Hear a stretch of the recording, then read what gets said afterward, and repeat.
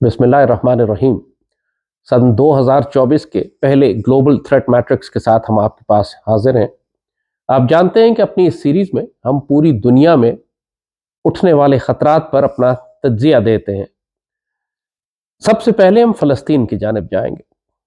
آج فلسطین کی جنگ کو شروع ہوئے تقریباً 94 دن ہو چکے ہیں، 94 ڈیز، اور اس میں اب مجھے کوئی شبہ نہیں ہے یہ کہتے ہوئے کہ پچھلے کئی سو سال میں کبھی اس طرح کی جنگ نہیں لڑی گئی جو آج غزہ میں لڑی جا رہی ہے۔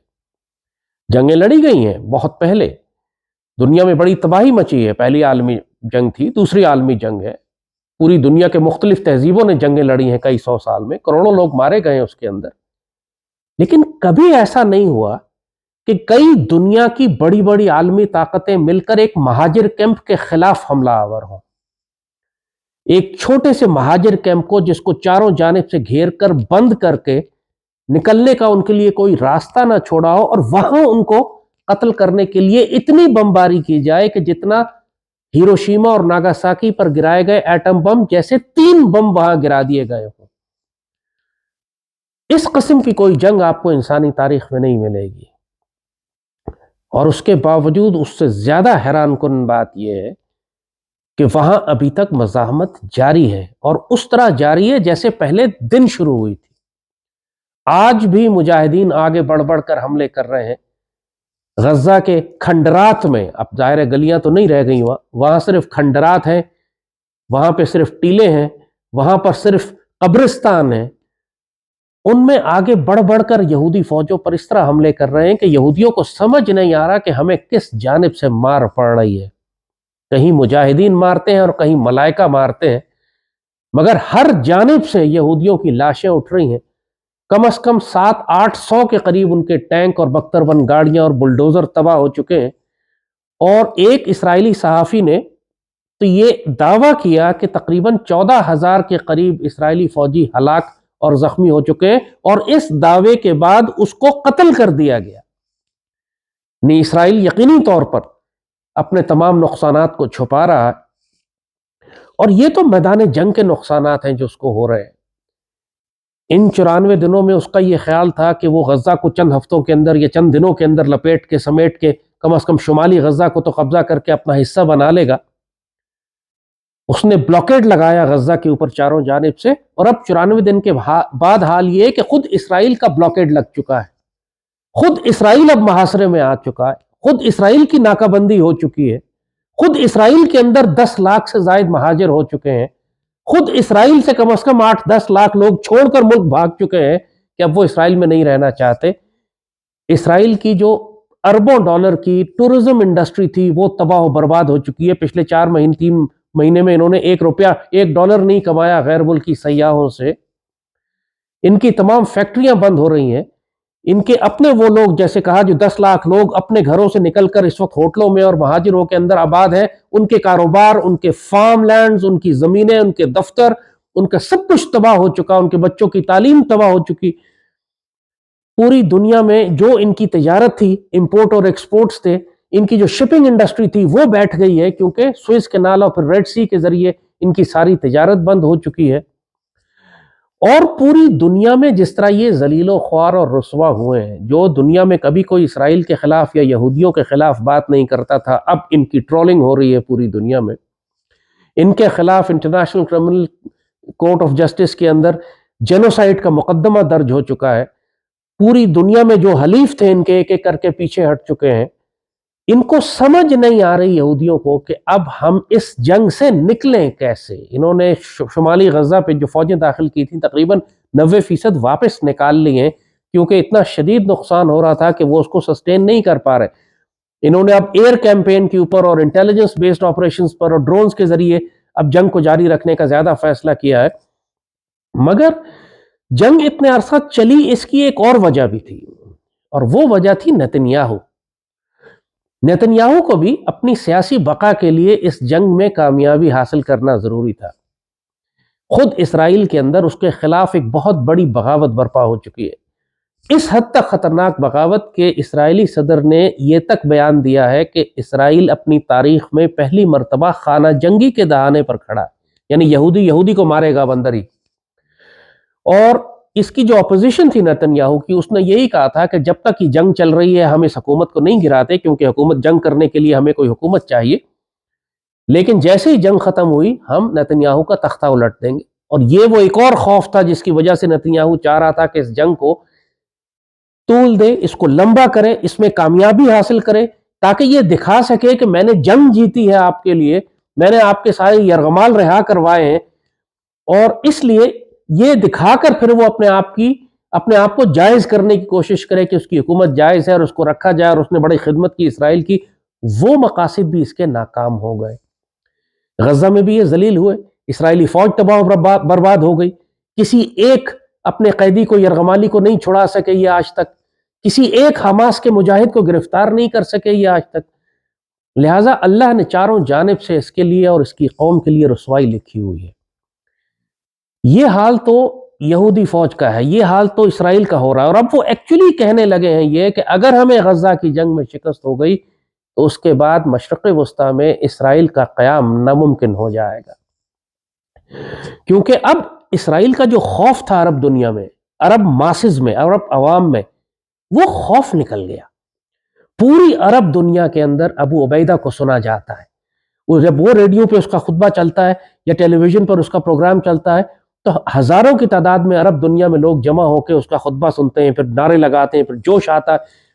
اردن میں اس وقت صورتحال بالکل آپے سے باہر ہوئی بھی، نوجوانوں کا جوش ہے، شام میں، لبنان میں، یمن تو آپ نے دیکھ ہی لیا کس طریقے سے پورے یمن کے 4 کروڑ کی عوام جو ہے وہ نکل کر باہر آ گئے کہ ہم امریکہ سے ٹکرا جائیں گے، اور جو ان کا جوش اور جذبہ تھا، جو اب ان کے پاس ہتھیار ہیں، امریکہ ایئر کرافٹ کیریئرز اور کئی ملکوں کی فوج جمع کرنے کے باوجود بھی ایک بمباری نہیں کر سکا یمن پر، اس خوف سے کہ پھر یمن پوری دنیا کے تیل کے ذخیروں کو آگ لگا دے گا، اور یمن پوری دنیا کی جو انٹرنیٹ کیبل ہے جو یمن کے پاس سے جاتی ہے، یہ اس کو کاٹ دیں گے تو پوری دنیا میں بلیک آؤٹ ہو جائے گا، ان کی ساری کمیونیکیشن بند ہو جائے گی۔ یعنی یمن اپنی جیوگرافی کو ایک اسٹریٹجک نیوکلیئر ویپن سے بھی بڑھ کر استعمال کر رہا ہے۔ یعنی اگر کسی ملک کے پاس ایٹمی طاقت ہے اور یمن کے پاس صرف اس کا جغرافیہ ہے اور جرت ہے، اور اس نے صرف اپنے جغرافیہ اور جرت سے پوری دنیا کو رسی ڈالی ہوئی ہے ان لوگوں کو کہ جو اسرائیل کی حمایت کر رہے تھے۔ پوری دنیا کی شپنگ لائنز اب وہاں سے نہیں جا رہی ریڈ سی سے، پوری دنیا میں ٹرانسپورٹیشن کاسٹ جو ہے وہ آسمان پہ جا چکی ہے، پوری دنیا کا 30% کنٹینر ٹریڈ جو ہے وہ یمن کے پاس سے گزرتا ہے، سویز کینال سے گزرتا ہے، باب المندب کے پاس سے گزرتا ہے، وہ سارا بند ہو گیا۔ تمام بڑی بڑی شپنگ کمپنیز اب چاہے اس کے اندر تھوڑا سا سامان اسرائیل کا ہو، باقی ملکوں کا سامان بھی تو ہے، لیکن اب اس کے نتیجے میں جب اس جہازوں کو روکا جاتا ہے کہ وہ اسرائیلی جہاز ہے یا اس میں اسرائیلی سامان جا رہا ہے، اس جہاز کو روک دیتے ہیں یمن والے، پھر پوری دنیا متاثر ہوتی ہے، پوری دنیا پہ پریشر آتا ہے کہ اسرائیل پر دباؤ ڈالیں کہ قتل عام بند کرے۔ تو یہ بڑی شاندار حکمت عملی، بڑی جرأت و کردار اور دلیری کے ساتھ، جو صحیح معنوں میں جو کہتے ہیں کہ یمن والوں نے اس بغیرت امت کی آبرو رکھ لی۔ پوری امت سوئی ہوئی ہے، غافل ہے، پوری امت کے حکمرانوں نے ترک کر دیا فلسطین کو، کسی ایک مسلمان حکمران نے پانی کی ایک بوتل نہیں بھیجی اندر۔ ابھی بھی کوئی 20-30 ہزار ٹرک، کہتے ہیں 40 ہزار ٹرک ریگستان میں کھڑا ہوا ہے مصر میں، اور وہ بغیرت روک کے بیٹھے ہوئے ہیں، اندر نہیں بھیجتے، اور چند قدم کے فاصلے پر 20 لاکھ فلسطینی بھوکے پیاسے زخمی مر رہے ہیں۔ ان للہ و انا الیہ راجعون میں کہنا کہ انسانی تاریخ میں ایسا المیہ کبھی نہیں دیکھا ہوگا آپ نے کہ اتنی بڑی بڑی عالمی طاقتیں مل کر ایک مہاجر کیمپ کو بلڈوز کر کے فلیٹ کر دیں، اور اس کے باوجود اس مہاجر کیمپ کے لوگ جرت، دلیری، شجاعت کے ساتھ کھڑے رہیں، مزاحمت کرتے رہیں، 10 قدم کے فاصلے پر ان کے امداد رکھی ہوئی اور ریگستان میں، اور پوری مسلمان دنیا تماشا دیکھتی رہے اور زور لگا کر اس امداد کو ان تک نہ پہنچائے، چونکہ بیچ میں 2 یہودی فوجی کھڑے جو منع کرتے ہیں کہ ٹرک ہماری اجازت کے بغیر نہیں جائے گا۔ اس سے زیادہ ذلت امت رسول صلی اللہ علیہ وآلہ وسلم کی کیا ہو سکتی تھی جو ان ناپاک اور ذلیل حکمرانوں کے ہاتھوں ہمیں یہ دیکھنی پڑ رہی ہے۔ ان للہ و انا الیہ راجعون۔ ان تمام حکمرانوں پر حجت تمام ہو چکی ہے، ان میں سے کوئی نہیں کہہ سکتا کہ ہمیں موقع ملتا تو ہم مدد کر دیتے، ہمیں کچھ اور ٹائم ملتا۔ فلسطینیوں نے یہ ثابت کر دیا ہے کہ حسبنا اللہ و نعم الوکیل، وہ جو بار بار کہتے ہیں نعم المولا و نعم النصیر، ہمارے لیے ہمارا اللہ کافی ہے، اور انہوں نے اللہ کے فضل پر اور اپنے زور بازو کے اوپر یہودیوں کے دانت توڑے ہیں، پوری دنیا کو منوا دیا ہے یہ کہ مسلمان جرأت کردار پہ جب میدان جہاد میں نکلتا ہے تو پھر किस किस्म का वो माफौकुल फितरत वजूद बन जाता है कि दुनिया हैरान होती है कि किस किस्म के लोग हैं कि जिनका सब्र, जिनका ईमान, जिनका तवक्कुल, जिनका यकीन, जिनका हौसला। यानी अजीब कमाल की बात है कि 22,000 के करीब फ़लस्तीनी मुसलमान शहीद हुए हैं और इसी 3 महीने में सिर्फ फ्रांस में 22,000 लोग मुसलमान हो गए फ़लस्तीनियों को देखकर। अल्लाह अकबर वलिल्लाहिल हम्द। और ये सिर्फ फ्रांस के फिगर्स है, पूरी दुनिया में लाखों में है ये तादाद कि जो लोग सिर्फ फ़लस्तीनियों को देखकर मुसलमान हो रहे हैं। अल्लाह का अपना एक निज़ाम होता है, उसकी अपनी एक हिकमत होती है। इन्न मअल उसरी युसरा, वो फरमाता है कि हर तंगी के साथ एक आसानी भी होती है। ये नज़र आ रहा है कि शहादतें हैं, कुर्बानियाँ हैं, दिल दुखी है हमारा, लेकिन अल्लाह इसके नतीजे में पूरी दुनिया में जो रूहानी इनकलाब बर्पा कर रहा है वो अभी हमारी आंखें नहीं देख पाती। वो आपको आने वाले वक्तों में नज़र आएगा कि कैसे कैसे हीरे जो है मगरब से मुसलमान होकर सईदी रसूलुल्लाह की उम्मत की गोद में आकर गिरते हैं, वो आपको आगे नज़र आएगा। तो फ़लस्तीन का जो मामला है वो चल रहा है, अभी ये जंग चलेगी कुछ अरसा। जो हालात हैं बेशक उसकी इंटेंसिटी थोड़ा कम हो जाए, ग्राउंड ऑपरेशन ज़रा कम हो जाए, लेकिन जो टनल वॉरफेयर और एसिमेट्रिक वॉरफेयर मुजाहिदीन ने दुनिया के आगे दिखाई है, उसने मिलिट्री डॉक्ट्रिन्स तब्दील करके रख दी है। दुनिया का सबसे मजबूत टैंक मरकावा जो कहा जाता था, जो किसी आने वाले रॉकेट को 50-60 गज से ही तबाह कर दिया करता था, उसके अंदर ऐसे ऐसे रडार्स लगे हुए, उस सब को मेटल और लोहे के अंबार और ढेर में तब्दील कर दिया, खाकस्तर कर दिया। वो जो अलम तरा कैफ फ़अल रब्बुका बिअस्हाबिल फील जैसी वाली बात कि उन असहाबुल फील के साथ अल्लाह ने क्या सलूक किया तुमने देखा नहीं, उनको ऐसा कर दिया जैसे वो खाया हुआ भुस। और लिटरली इस वक्त मरकावा का यही हाल हुआ है कि खाए हुए भुस की तरह टूटे फूटे लोहे के टुकड़े पड़े हुए हैं हर जगह। 700-800 के करीब इनके टैंक और आर्मर्ड कार्स तबाह हो चुके हैं और ये इसराइली फौज का तकरीबन 40% के करीब उनकी मिलिट्री स्ट्रेंथ जो है वो गजा में दफन हो चुकी है, तबाह बर्बाद हो चुकी है। ये इतनी नाकाबिले यकीन बात है, दुनिया की कोई आर्मी आज तक, दुनिया की कोई वॉर ऑफ रेजिस्टेंस इस तरह नहीं लड़ी गई। दुनिया की कोई आर्मी इस किस्म की जंग के लिए ट्रेंड ही नहीं है कि जहां पे लिटरली जज्बे शहादत इतना इस मकाम पर हो कि सुसाइडल लगे। वो माइन लेके जाते हैं, अपने हाथ से दौड़ते हुए जाते हैं और टैंक के ऊपर लगाते हैं, वापस आके अपनी सुरंग में गायब हो जाते हैं। इस चीज के लिए दुनिया में जो मर्जी रडार वो टैंक पे लगा लें, इसका तो इलाज ही कोई नहीं है यहूदियों के पास। इतना दलेर भी कोई हो सकता है कि वो बारूद उठा के, बारूदी सुरंग उठा के जाए और टैंक की दीवार पर लगाए और वापस आके दोबारा। तो ये अल्लाह ने फ़लस्तीनियों के ज़रिए मुसलमानों का सर फ़ख्र से बुलंद किया। अल्लाह ने यमन वालों को भेजा उनकी मदद करने के लिए और बाकी पूरी मुस्लिम दुनिया मुजरिम रही, साबित हुआ अब तक। पूरी मुसलमान दुनिया में किसी ने, अवामुन्नास ने कुछ इमदाद भेजने की कोशिश की, लेकिन वही बात कि वो इमदाद सारी रेगिस्तान में खड़ी है, बहुत थोड़ी अंदर जाती। हुकूमतें तमाम नाकाम हो गई, हुकूमतें तमाम खाइन और गद्दार साबित हुई, हुकूमतें तमाम जलील और रुस्वा हुई। और अल्लाह के यहाँ भी, दुनिया में भी अवामुन्नास गालियाँ दे रहे हैं अपनी हुकूमतों को, और अल्लाह उसके रसूल सल्लल्लाहु अलैहि वसल्लम और मलाइका के दरबार में जो गालियाँ इनको पड़ रही होंगी वो इससे बहुत बुरी हैं। आगे जो इनके साथ होगा उसका तो हिसाब ही कोई बयान नहीं किया जा सकता। आज दुनिया में इख्तियार है इनके पास, कल अल्लाह के दरबार में इन सब ने हिसाब देना होगा कि सईदी रसूलुल्लाह की उम्मत के बेहतरीन हिस्से को तुम लोगों ने किस तरह तर्क कर दिया जब तुम इख्तियार रखते थे और ताकत रखते थे कि तुम उन यहूदियों को रोक सकते। तो यमन की जंग की ये सूरत हाल है, उनको अपनी दुआ में ज़रूर याद रखिए, याद रखते रहिए। ऐसा ना हो कि अल्लाह आपका नाम उन लोगों में शामिल कर दे कि जिन्होंने सईदी रसूलुल्लाह की उम्मत को तर्क कर दिया, भुला दिया, गाफिल हो गए उनसे। अगर आप बेबस भी हैं तो कम से कम आपके पास दुआ का हथियार मौजूद है। अपनी दुआओं में हमेशा उनको याद रखिएगा। वो मुश्किल वक्त है फ़लस्तीन के लिए, लेकिन इस मुश्किल वक्त में से ही अल्लाह बहुत खैर निकालेगा। लेबनान की जानिब से हिजबुल्लाह इंगेज करती रही है इसराइल को ले सरहदी जंग की हद तक, लेकिन जो जंग साउथ में लड़ी गई है, जो जंग गजा में लड़ी गई है, हिजबुल्लाह का उसमें कोई प्रैक्टिकली कोई किरदार नहीं है। बहुत से लोगों को ये बात बुरी लगेगी, लेकिन fact of the matter is कि हिजबुल्लाह ने अपने इंटरेस्ट के लिए एक एंगेजमेंट की है। इसराइल के वो तमाम इंफ्रास्ट्रक्चर जो हिजबुल्लाह को डैमेज कर रहे थे उनको उन्होंने तोड़ा है, एक बॉर्डर इंगेजमेंट की है। इसराइल में ये खौफ था कि कहीं हिजबुल्लाह का फ्रंट ना खुल जाए, लिहाजा इसराइल ने भी हाथ खुला नहीं छोड़ा और वो भी ज़रा रुक रुक के जवाब देते रहे। हिजबुल्लाह ने इस कमज़ोरी का फ़ायदा उठाते हुए وہ تمام بارڈر انفراسٹرکچر جو تھے، انسٹالیشن جو تھیں، جو لبنان کے اندر دیکھنے والی تھیں، ان کو تباہ کر دیا سب کو.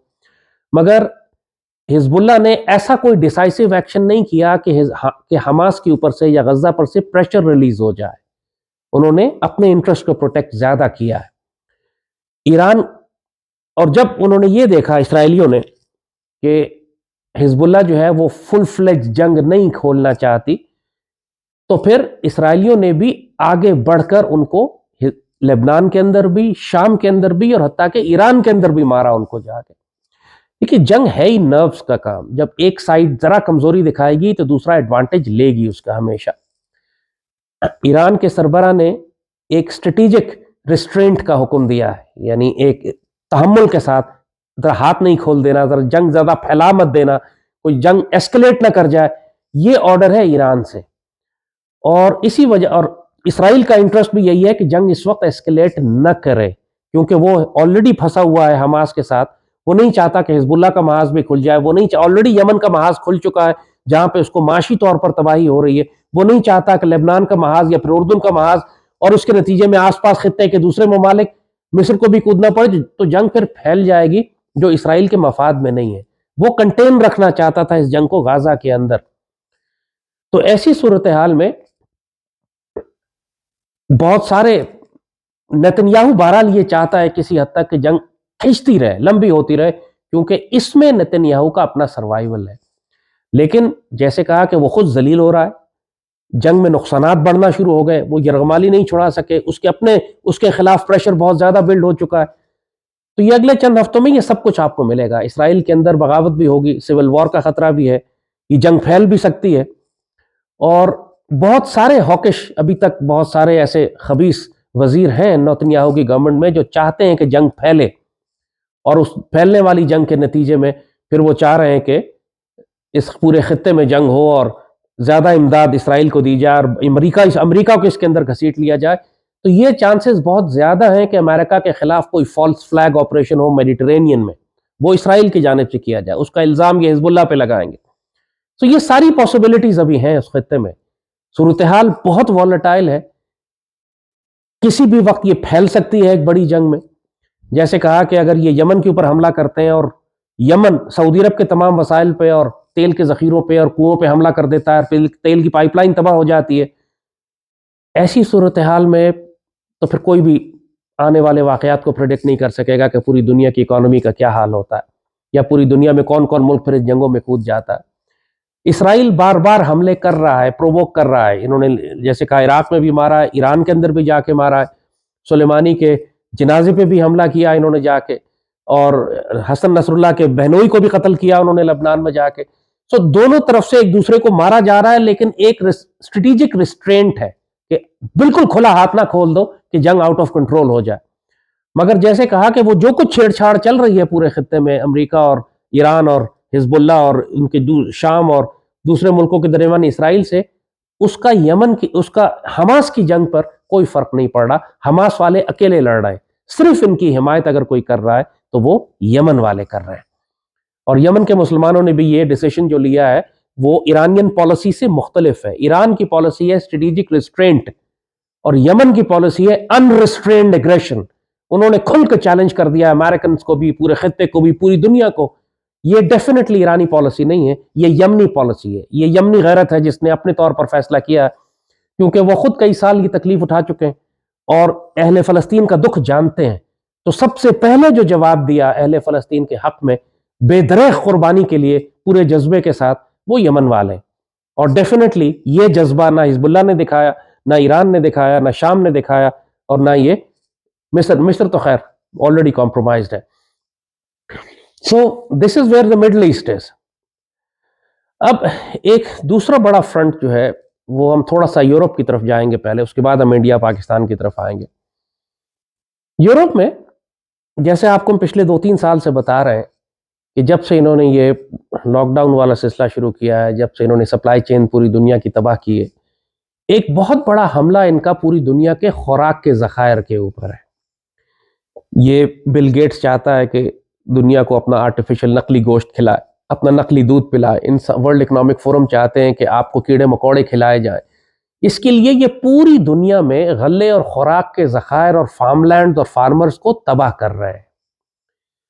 اور پچھلے 2-3 سال سے پورے یورپ میں بھی آپ دیکھ رہے ہیں کہ بار بار جو فارمرز ہیں، جو کسان ہیں وہاں کا بغاوت کر رہا ہے. پچھلے سال ہالینڈ کا کسان جو تھے 80,000 فارم یہ ہالینڈ میں بند کروا رہے تھے. اس پر پورے فارمر سڑکوں پر نکلے ہوئے تھے، بہت طویل عرصہ ہنگامہ ہوتا رہا. آج کل جرمنی اور فرانس کے فارمرز باہر نکلے ہوئے. اب سوچیں تو صحیح کہ یورپ کے فارمرز کیوں سڑکوں پر ہیں؟ ہزاروں کی تعداد میں سڑکیں بند کر رہے ہیں، ٹریکٹرز لے کے نکلے ہوئے ہیں، پروٹیسٹ کر رہے ہیں. یہ حکومتیں کون سی پالیسی ایسی بنا رہی ہیں کہ فارمرز جو ہیں وہ آخری حد پر آ کے، جو کہتے ہیں کہ نکو نک آ گئے ہیں، وہ سب سڑک پہ نکل کر باہر ہیں اور وہ پروٹیسٹ کر رہے ہیں، مظاہرے کر رہے ہیں، احتجاج کر رہے ہیں. ایک بات بالکل سمجھ لیجئے، نو فارمرز نو فوڈ. اگر کسان نہیں ہے تو پھر تو پورا یورپ بھوکا مرے گا، بلکہ پوری دنیا بھوکی مرے گی. کیونکہ یہ جو غلہ پیدا کرتا تھا ہالینڈ اور جرمنی اور فرانس اور یہ تو پوری دنیا میں ایکسپورٹ ہوتے، مگر سب سے بڑھ کر پورا یورپ اسی خوراک کو کھاتا ہے. تو فارمرز کیوں پروٹیسٹ کر رہے ہیں؟ یہ وہی بات جو آپ کو بتائی ہے کہ ان کا جو ایجنڈا ہے، یہ فوڈ جینوسائیڈ پلان جو ہنری کسنجر کا تھا، کہ بل گیٹس نے سارے فارم لینڈز خرید لیے ہیں امریکہ میں. یوکرین کے سارے فارم لینڈز انہوں نے خرید لیے. پہلے آبادی کو جنگ کروائی، آبادی کو وہاں سے نکالا، پھر یہ جا کے انہوں نے سارا فارم لینڈ یوکرین کا خرید لیا جو یورپ کا غلہ پیدا کرتا تھا. یہ ساری جنگ ہے اسی بات کی کہ غلہ کون کنٹرول کرے گا، فوڈ کون کنٹرول کرے گا. آپ کو معلوم ہے کتنی سخت بحث ہوتی رہی تھی روس، یوکرین اور ترکی اور ملکوں کے درمیان کہ یوکرین کا گندم جو ہے وہ کیسے ایکسپورٹ کی جائے گی اور کیسے اور یوکرین کی گندم جو دنیا کے 70 ملکوں میں جاتی تھی وہاں قحط پڑنا شروع ہو گیا کہ یوکرین سے گندم نہیں پہنچ رہی. پوری دنیا میں یہ خوراک کی سپلائی چین تباہ کر رہے ہیں اور ہر ملک میں یہ قحط بھی برپا کریں گے، خوراک کی قیمتیں بھی اوپر جائیں گی. آلریڈی ٹرانسپورٹیشن اور شپنگ جو ہے یہ اس جنگ کی وجہ سے، مڈل ایسٹ کی جنگ کی وجہ سے یہ ڈسٹرب ہو چکی ہے. جو ٹرانسپورٹیشن کاسٹ ہے، جو ریڈ سی سے گزرنے کی کاسٹ تھی اور وہ جو افریقہ کے گھوم کے آنے کی کاسٹ ہے، وہ کم از کم 8-9 گنا زیادہ کاسٹ ہے. تو ہر چیز ویسے ہی اوپر جا رہی ہے، پوری دنیا کی ایک ایک چیز میں انفلیشن بڑھ رہی ہے اور اب اس میں خوراک بھی غائب ہو جائے گی بیچ میں سے. تو پھر کیا ہوگا؟ تو یہ جیسے کہا کہ یہ پورا ان کا ایک ایجنڈا تھا، ایجنڈا 2030 جسے کہتے ہیں، گلوبل ریسیٹ کہتے ہیں. ہم 1000 دفعہ اس کے اوپر آپ کو بتا چکے ہیں، لیکن اس کی ڈیولپمنٹ تھوڑی سی آپ کو بتانی ضروری اس لیے تھی کہ جو کچھ اس وقت یورپ میں ہو رہا ہے، ذرا غور سے دیکھیے یورپ کو، کہ supply chain disruption, farmers protest, خوراک کی کمی، انفلیشن اور ریسیشن. یورپ میں، پورے یورپ میں اس وقت کسی آدمی کی نوکری محفوظ نہیں ہے. ہر آدمی، ہمارے جتنے بھی میرے اسٹوڈنٹس یورپ میں دفتروں میں بڑے بڑے کمپنی میں کام کرتے ہیں، جن میں کہیں 700 ملازم ہیں، کسی میں 500 ملازم ہیں، کسی میں 400 ہیں، وہ کہتے ہیں ہر مہینے ہمارے ہاں 5%، 10%، 15% لوگوں کو نوکری سے نکالا جا رہا ہے. کسی آدمی کو نہیں معلوم ہے کہ میں اگلے مہینے کی نوکری میرے پاس رہے گی یا نہیں رہے گی. Highly qualified, highly paid people. ایک ریسیشن بھی ہے، مہنگائی بھی ہے، کاسٹ آف لیونگ بڑھ گئی ہے. پھر ان بہت سارے لوگوں کی جابز آرٹیفیشل انٹیلیجنس ریپلیس کر رہی ہے ان کو. بہت سارے بڑے بڑے ادارے جہاں پہ وہ کام جو عام آدمی کیا کرتا تھا اب وہ کام اے آئی کر رہی ہے، لہٰذا ان لوگوں کو فائر کیا جا رہا ہے وہاں سے. سو کسی بھی لمحے کسی شخص کی نوکری جا سکتی ہے. یورپ ریسیشن میں جانے والا ہے 2024 میں اور آنورڈز آنے والے وقتوں میں. سو وہ تمام لوگ جو کہتے ہیں ہم پاکستان چھوڑ کر یورپ چلے جاتے ہیں، پاکستان میں کیا رکھا ہے، ذرا جائیں شوق پورا کر لیں. چند دنوں کے بعد آپ کا جو حشر ہوگا. اس وقت یورپ اور امریکہ بہت تیزی سے ڈوب رہا ہے. امریکہ کا بھی یہی حال ہونے جا رہا ہے. اور جس طریقے سے امریکہ میں خاص طور پر ڈونلڈ ٹرمپ کا جو الیکشن نزدیک آ رہا ہے، یہ تو خود پورا امریکہ اکنالج کر رہا ہے کہ اس کے بعد امریکہ سول وار میں چلا جائے گا. اس کی یہ شاید آخری الیکشن ہو، اس کے بعد شاید مارشل لاء لگ جائے، اس کے بعد سول وار ہو امریکہ میں جیسے پہلے 200 سال پہلے ہو چکی ہے. اس کے بعد United States of America disunited States of America بن جائے، ریاستیں الگ الگ ہونا شروع ہو جائے. یہ ساری پاسبلٹی. اور ابھی وہ جو بیرک اوباما کی فلم آئی تھی اس کے بعد تو دنیا پینک کر گئی ہے، کیونکہ اوباما نے وہ ساری انڈیکیشنز دے دی ہیں کہ جو آنے والے وقت میں یہ کرنے جا رہے ہیں. انٹرنیٹ بریک ڈاؤن ہوگا، اس کے نتیجے میں پاور بریک ڈاؤن ہوگا، اس کے کمیونیکیشن بریک ڈاؤن ہوگا، اس کے بعد پورا ان کا اکنامک سسٹم کولیپس کرے گا، اس کے بعد سول وار ہوگی، پھر مارشل لاء لگے گا. یہ سب کچھ اس بیرک اوباما نے اپنی جو لیٹسٹ فلم جو ہے اس کے اندر ہی جو سارا کچھ بیان کیا، یہ آنکھوں سے نظر آ رہا ہے کہ ایسا ہونے جا رہا ہے امریکہ میں. پورے امریکہ میں انہوں نے الیگل امیگرینٹس کم از کم 15-16 لاکھ امیگرینٹ، یعنی تقریباً 2 ملین کے قریب کہہ رہے ہیں امیگرینٹ، الیگل امیگرینٹس پوری دنیا سے ساؤتھ امریکہ سے آتے ہیں بھر بھر کے. وہ امریکہ میں میکسیکو کے ذریعے، وہ ٹیکسس سے اور وہاں سے ہوتے ہیں پورے امریکہ میں پھیلتے ہوئے جا رہے ہیں. یہ سب آنے والے وقتوں میں وہ سول وار کی ریسیپی ہے، کیونکہ سب انلیگلز ہیں، کسی کے سارے مافیاز اور گینگز کے ریپرزینٹ کرنے والے لوگ ان میں ہزاروں ہیں، وہ سب امریکہ میں گھستے جا رہے ہیں، ڈرگز لے کر آ رہے ہیں۔ یہ فلاڈیلفیا اور ساؤتھ امریکہ حال دیکھیے کہ ہزاروں لوگ سڑکوں پر آپ کو نشے میں بے ہوش پڑے ہوئے نظر آتے ہیں، زومبی ڈرگز استعمال ہو رہی ہیں، یعنی انسان بالکل زومبی بن جاتا ہے، اس کو پتہ ہی نہیں ہے کہ دنیا میں ہو کیا رہا ہے، جس کو چائے کھا جائے، اس کا گوشت توڑ کے کھا جائے، اس کو نہیں سمجھ میں آئے۔ تو یہ اس وقت امریکہ کے ساتھ یہ ہونے جا رہا ہے، ایک بہت بڑی ریسیشن آ رہی ہے، سول وار آ رہی ہے، انارکی آ رہی ہے، اکنامک بریک ڈاؤن ہو رہا ہے، انلیگل امیگرنٹس ہیں۔ سو یورپ اور امریکہ تو بھول جائیے، وہ جو 50 60 70 میں آپ یورپ امریکہ دیکھتے تھے، that's gone and dead and bread.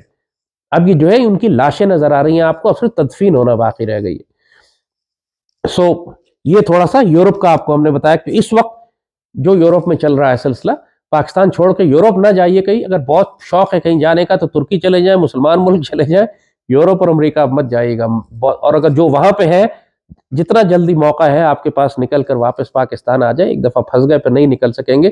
یہ دوبارہ سے لاک ڈاؤنز اور وائرس اور ڈیجیٹل پاسپورٹس اور اس کی سپر سرویلنس اور سینٹرل بینک ڈیجیٹل کرنسی، یہ سب کچھ 15 منٹ 15 منٹ سٹی، یہ سب کچھ وہاں پہ لا رہے ہیں اب بہت تیزی سے۔ جیسے کہا کہ 3-4 سال کا ایجنڈا ہے ان کا 2030 تک، یہ 2024 چل رہا ہے۔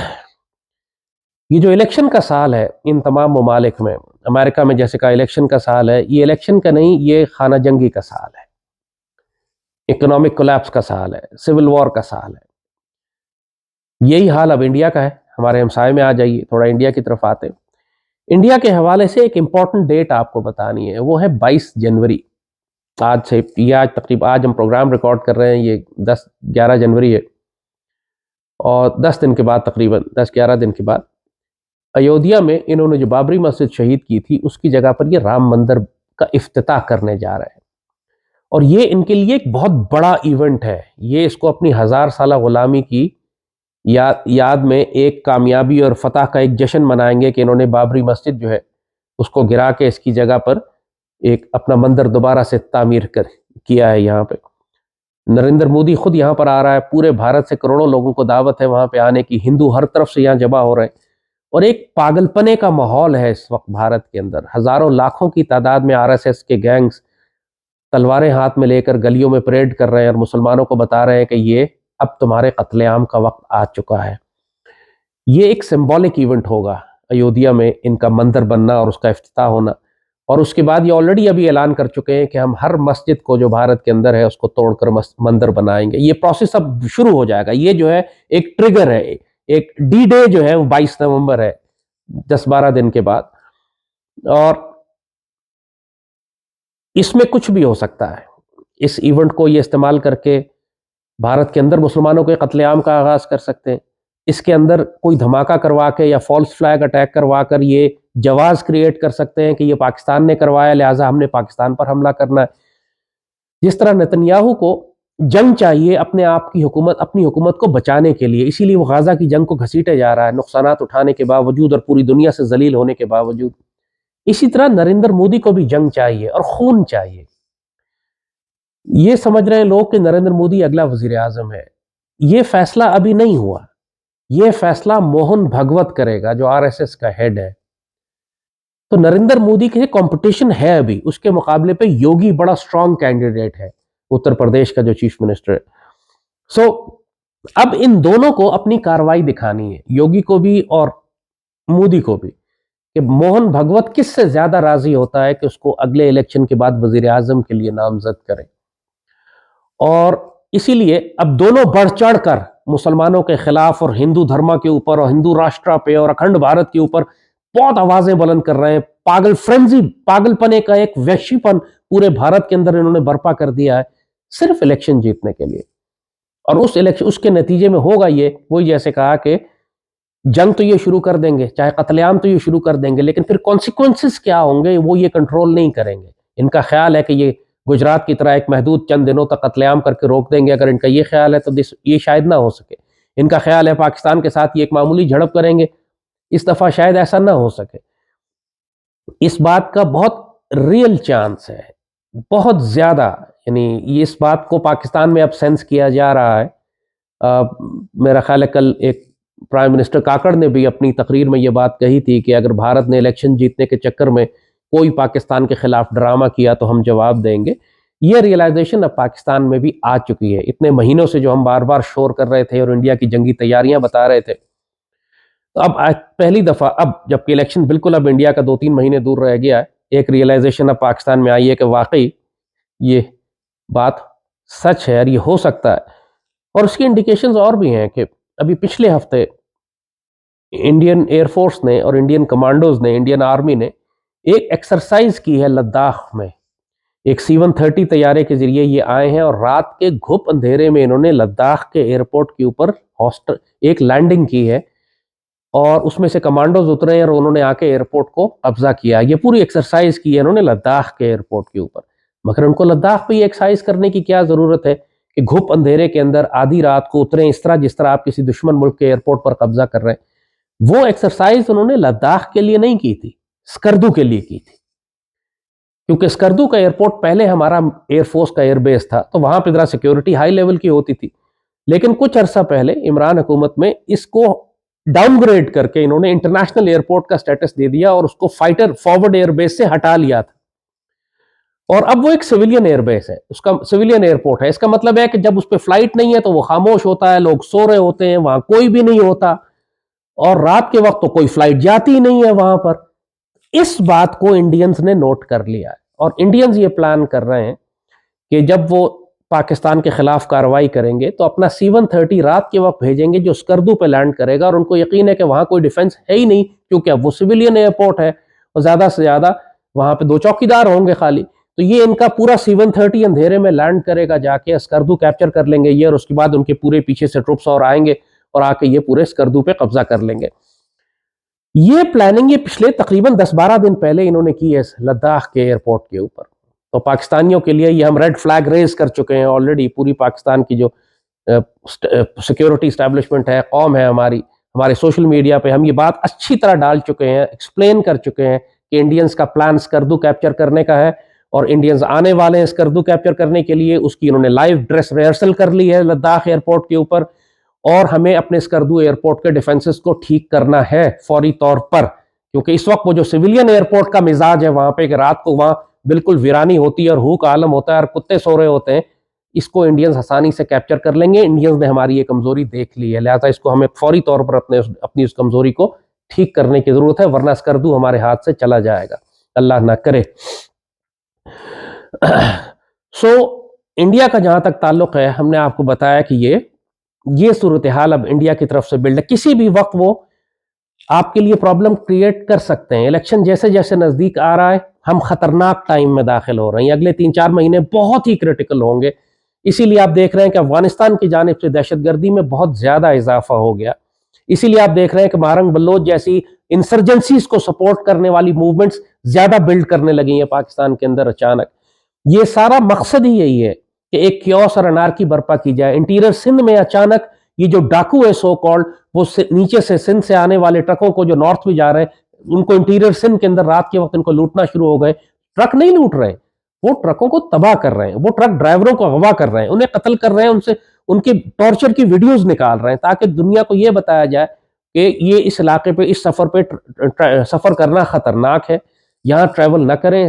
جو سپلائی چین ہے سندھ سے لے کر ہماری بندرگاہوں سے لے کر پورے پاکستان تک، اس کو ڈسرپٹ کیا جائے.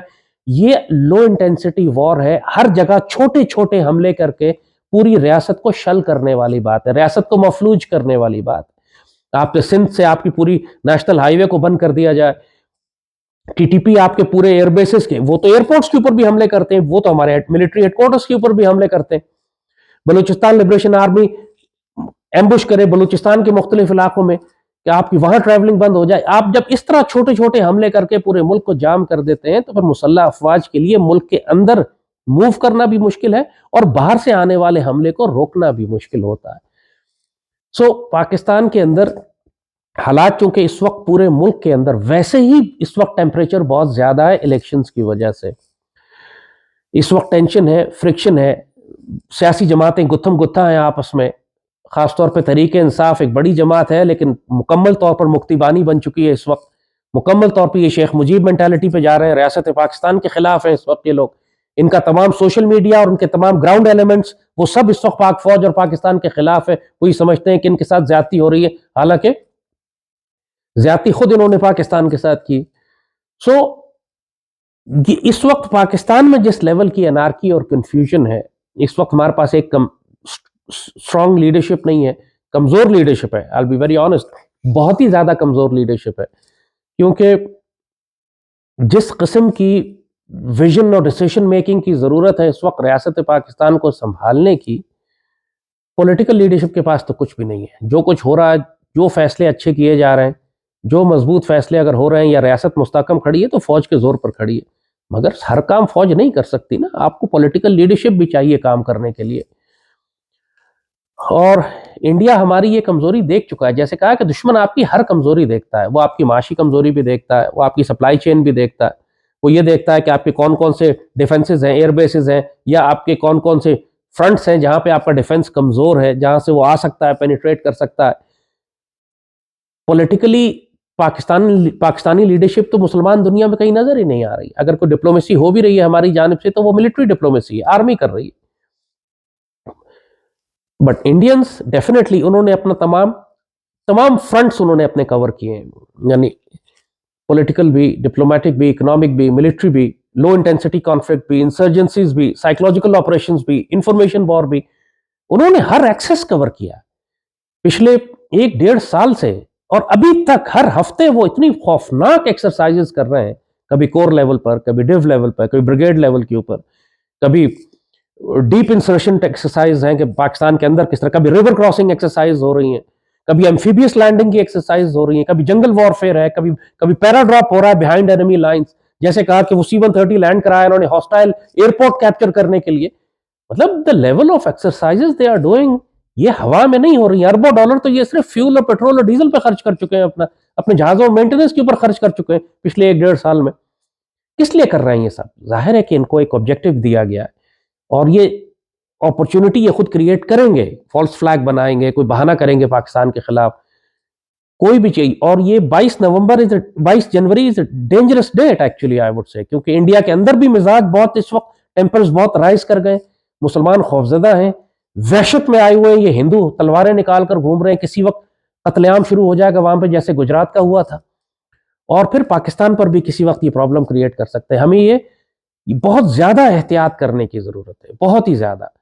اور پاکستان میں جیسے ہم نے کہا کہ آئی وش کہ ہم انتخابات نہ کروائیں، ہم ریفرنڈم کرا لیں، انتخاب نہ کروائیں.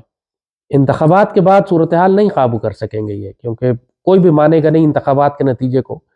ہر جگہ کیوس اور انارکی ہو جائے گی.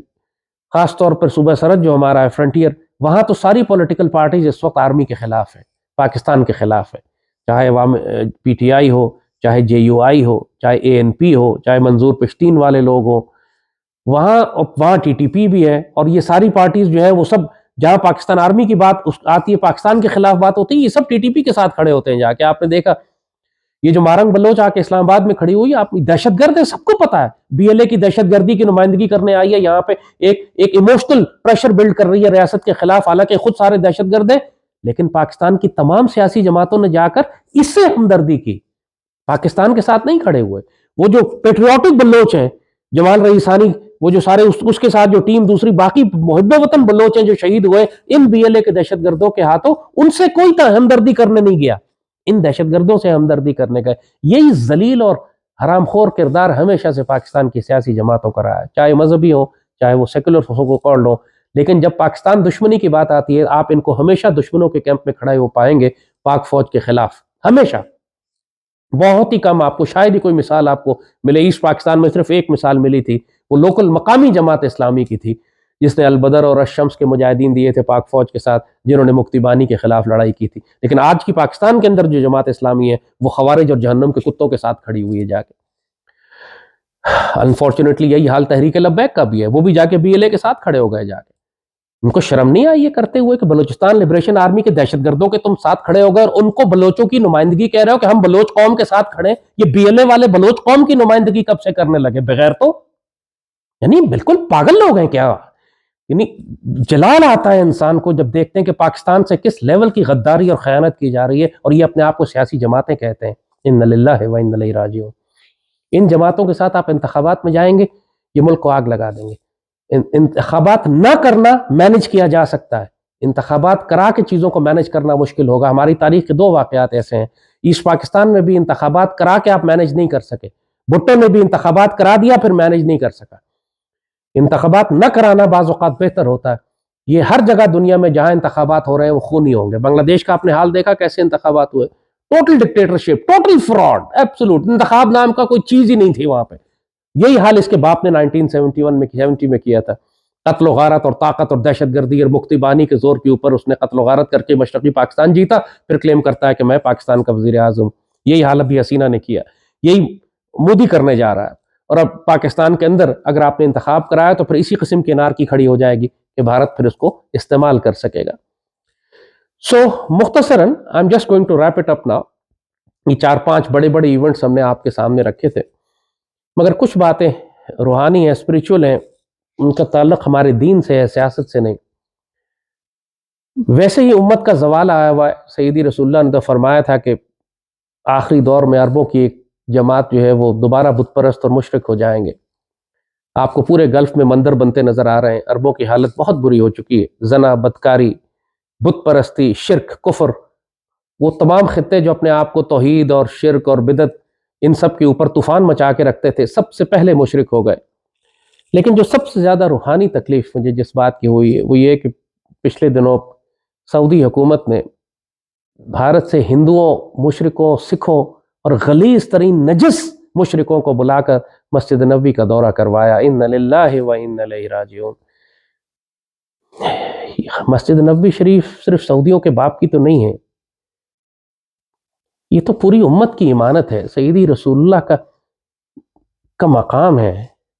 پوری مسلمان دنیا خاموش کیوں ہے اس کے اوپر؟ کسی نے سعودیوں کو چیلنج کیوں نہیں کیا؟ پوری دنیا میں کوئی مسلمان عالم دین بھی نہیں ہے جو کھڑا ہو کر کہے کہ یہ ظلم تم کیوں کر رہے ہو اور تم کیسے کر سکتے ہو اور تمہیں حق نہیں ہے اور تم سیدی رسول اللہ کے خلاف جا رہے ہو۔ اور سیدی نے تو فرمایا تھا کہ یہ مشرک نجس ہے، اس کے بعد قرآن میں لکھا ہے کہ یہ مشرک نجس ہے، اس کے بعد کبھی یہ مسجد حرام کے نزدیک نہ پہنچ سکے، تم ان کو مسجد حرام کے اندر لے کر چلے گئے۔ ان للہ و انا الیہ راجعون، ان للہ و انا الیہ راجعون۔ ہم گستاخی رسول صلی اللہ علیہ وسلم پہ پوری دنیا میں طوفان برپا کرتے رہتے ہیں، ایسے ایسے ہنگامے پاکستان میں کیے گئے کہ جناب فرانس کے سفیر کو نکالو تو یہ کر دو تو وہ کر دو۔ ذرا تھوڑا سا کریں نا سعودیوں کے خلاف بھی، ذرا نکالیں نا ان کے سفیر کو بھی باہر، ذرا کچھ کریں کہ یہ کیا ہمارے لیے صرف معیشت اور تجارت ہی ضروری رہ گئی ہے کہ روضہ رسول صلی اللہ علیہ وسلم کی جتنی بے حرمتی کرتے رہے ہم صرف اس لیے چپ رہے کہ ہمارے لوگ وہاں ملازمت کرتے ہیں اور ہمیں ان سے پیسہ ملتا ہے؟ تو ٹھیک ہے، پھر انتظار کرو اللہ کے حکم کا۔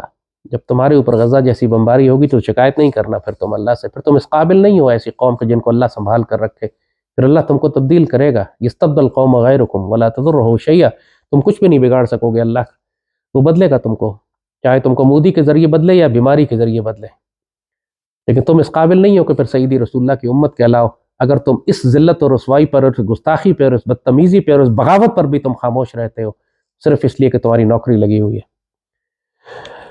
امت کے لیے بہت سخت وقت ہے یہ، اور خاص طور پر پاکستانی قوم کے لیے بہت زیادہ سخت وقت آنے والا ہے۔ اپنے آپ کو منظم رکھیں، اپنی صحت کا دھیان رکھیں، اپنے پاس خوراک کا ذخیرہ رکھیں، آپ کے پاس لائسنس ہے تو لائسنس کا ہتھیار رکھیں۔ آنے والے وقتوں میں کوئی سویلین نہیں ہوگا، ہماری شہروں میں، ہماری گلیوں میں لڑائیاں ہوں گی۔ دشمن کی یہی پلاننگ ہے، دشمن کی پلاننگ ہم آپ کو بتا رہے ہیں، اور ہماری قوم جتنی غافل ہے اس سے لگتا یہی ہے کہ وہ کامیاب ہو جائے گا۔ ہمیں اپنی گلیوں اور اپنے شہروں میں لڑنا پڑے گا، اور یہ صرف فوج نہیں کر سکے گی۔ آپ کا یہ بہانہ کہ یہ فوج کو تنخواہ ملتی ہے وہ لڑے، پھر انتظار کیجئے گا جب دہشت گرد ٹی ٹی پی والے جہنم کے کتے یا انڈین آرمی آپ کا دروازہ توڑ کے اندر گھسے تو آپ ان کو یہی دلیل دیجئے گا کہ جی ہم تو بیٹھے ہوئے ہیں، تم بے شک ہماری بیٹیاں اٹھا کے لے جاؤ، پاک فوج لڑ لے گی تم سے۔ ظاہر ہے کہ کوئی مسلمان یہ جواب نہیں دے سکتا، جب آپ کے دروازوں پہ دشمن آئے گا تو آپ کو ہی لڑنا ہے۔ پاک فوج پورے ملک کا دفاع نہیں کر سکے گی اور قوم اس کے ساتھ نہ کھڑی ہو، اور آج قوم پاک فوج کے ساتھ، بہت بڑا طبقہ خاص طور پہ سیاسی جماعتوں کا طبقہ پاک فوج کے ساتھ نہیں کھڑا۔ عام مسلمان پاک فوج کے ساتھ ہے، سیاسی جماعتیں سب دشمنوں کے ساتھ ہیں۔ تمام سیاسی جماعتیں، پی ایم ایل این ہو، پیپلز پارٹی ہو، عمران خان ہو، پی ٹی آئی ہو، جے یو آئی ہو، منظور پشتین ہو، یو نیم اٹ، یہ سب کے سب غداروں کے ساتھ کھڑے ہیں جا کے، کوئی ایک پاکستان کے ساتھ نہیں ہے۔